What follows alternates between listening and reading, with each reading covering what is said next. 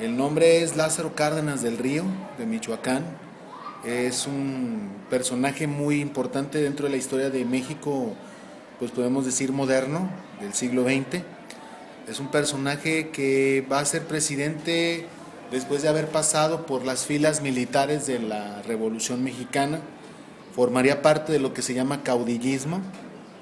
Y es un personaje que, como digamos, en su vida personal deja bastante huella, porque él no terminó más que la primaria, pero es un hombre muy listo y con una habilidad militar y política muy fuerte, muy buena. Pero tiene una visión muy importante, porque a él le toca vivir una etapa a nivel mundial que es el nacionalismo. Y aquí estamos hablando de que él va a ser presidente del año 1934 a 1940. Él es el primer presidente que le toca un mandato de 6 años.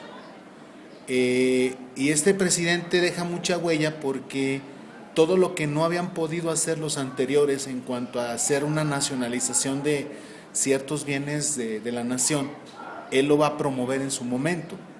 Aunque también es muy polémico su personaje. Pero digamos que Lázaro Cárdenas es muy polémico y muy representativo de la etapa de los años 30 en el siglo XX, porque si ustedes observan, en el mundo se está viviendo lo que sería la Segunda Guerra Mundial, y un movimiento en Europa es el nacionalsocialismo, con Hitler, los nazis. Incluso durante la etapa de Lázaro Cárdenas llega a vender petróleo al gobierno nazi, pero después se ve un poquito fuera de sitio, porque México años después tiene que entrar a la Segunda Guerra Mundial por el hundimiento de 2 barcos. Pero bueno, eso sería cuestión de otro sexenio y de otro personaje.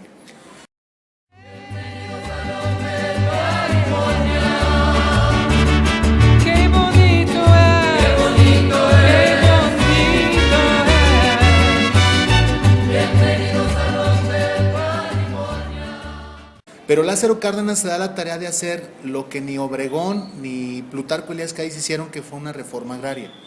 Él empieza a repartir tierras en toda la República y empieza a dar una pauta muy importante en lo que vendría siendo el cumplimiento de ciertos patrones de la Revolución Mexicana.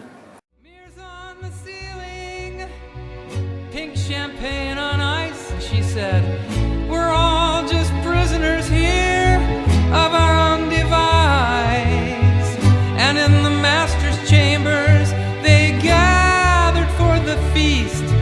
They stabbed it with their stealing knives, but they just can't kill the beast. The last thing I remember. Empieza a nacionalizar el petróleo, en donde encuentra una respuesta fabulosa de la gente a nivel nacional, porque cuando se nacionaliza algo hay que pagarlo. Se le tiene que pagar una especie como de indemnización a quien anteriormente manejaba la situación de explotación de ese recurso. Y tuvo una respuesta muy fuerte. Tuvo mucho seguimiento. Hagan de cuenta que él que empezó a cambiar armamento por instrumentos de campo, porque todavía en esos momentos se daba una situación muy especial con la posguerra, con la posrevolución mexicana, donde muchos grupos todavía seguían peleando por lo que sería parte del poder.